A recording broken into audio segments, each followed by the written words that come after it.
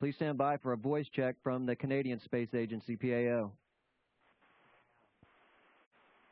This is the Canadian Space Agency in Saint-Hubert, Quebec. How do you hear me? Canadian Space Agency, we have you loud and clear.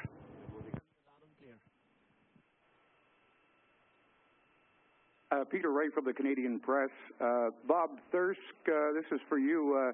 Marc Garneau sends his apologies. He wasn't there when you called him last week to congratulate him on the 25th anniversary of Canada in space.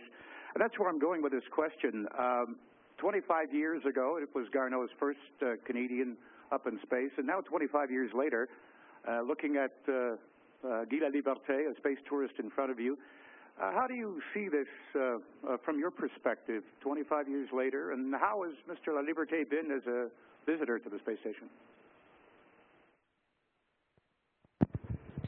Yesterday was the 25th anniversary of the start of the Canadian Human Spaceflight Program. Marc Garneau did a great job back then carrying the weight of the nation on his shoulders, and we're very proud of him. I did take time to reflect on it, and for example, 8 Canadians have now flown in space on 15 different missions. That's something that's a great achievement. But I think even more important than that is what we've hopefully been able to do for the country. We believe that Canada is a country whose economy should be based on innovation, exploration, and solid education. I think we have made a difference there. It's great having Guy here. Guy has the gift of being able to convey the magic part of being in space. You know, we can convey, we can talk about the benefits to Canada and about the science and the engineering that we're doing here, but Guy tells us and relates very well the excitement, the emotional aspect of being here. He's doing a great job.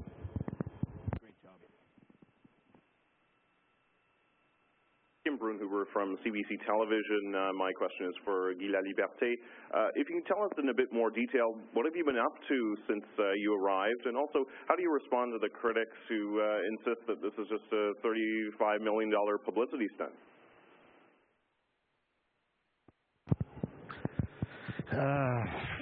I'll answer the second question first. Yes, I never denied that this was a moment to create awareness and toward the situation of water in the world, toward the Foundation One Drop. I don't have 25 years, the world don't have 25 years to address the situation of water, so I think this was a great opportunity to combine to a personal dream also, and having a greater benefit than just coming in space. In the meantime, what I've been experiencing here has been an amazing journey so far, from takeoff to arrival and adaptation. Of course, there's always a moment of adaptation in terms of your space environment, and you want to make sure there's so much equipment here. It's very impressive, and I just don't want to knock any of those computers out. So at this point, I'm just very, very careful, but day after day I'm getting more and more comfortable. And plus, I'm meeting some great people here. This was also part of my goals, to live an experience with individuals who have dedicated their life to a job that it's new for me. So I'm spending the time to learn a little bit more about space exploration, and I'm very fascinated about it. Thank you.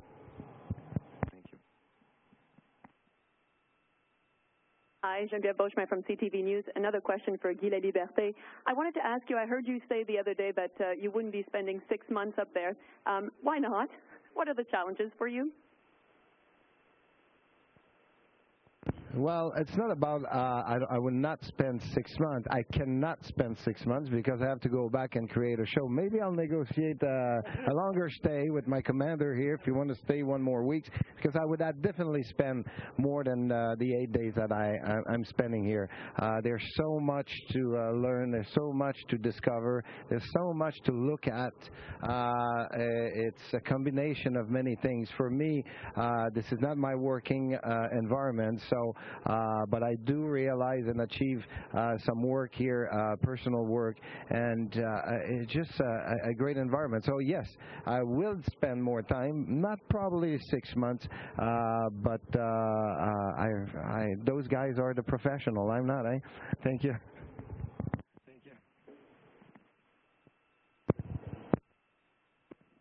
Bonjour, M. Laliberté, Marc-André Masson, Radio-Canada RDI. Je veux savoir s'il y a des situations ou des sentiments que vous avez vécus et que vous n'aviez pas pressentis et auxquels vous n'avez pas pu vous entraîner.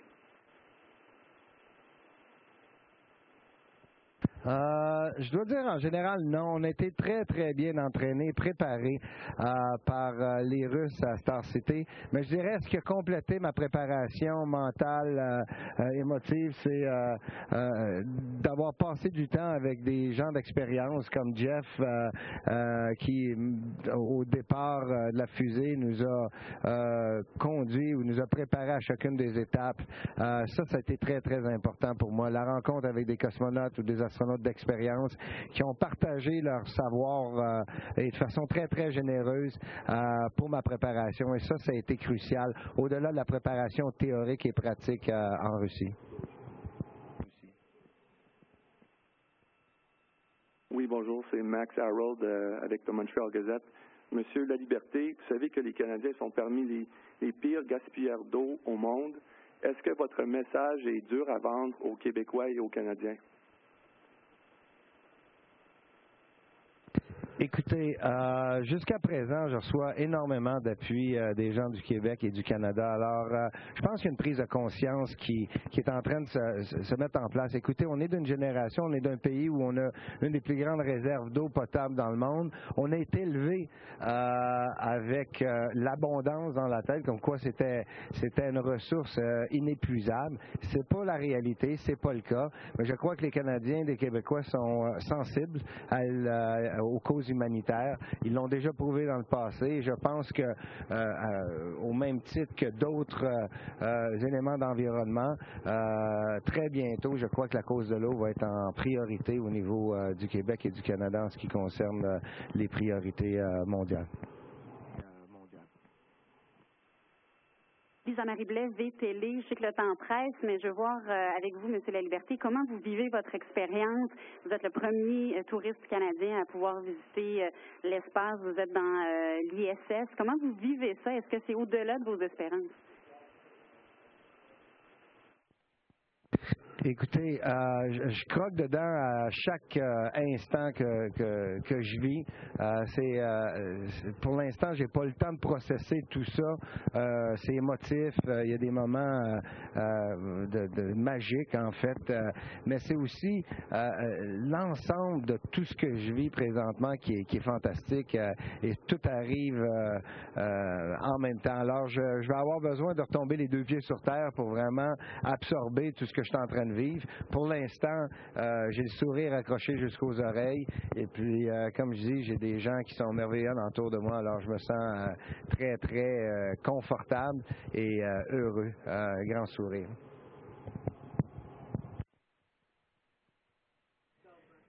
Station, this is Houston ACR. That concludes questions from the Canadian Space Agency.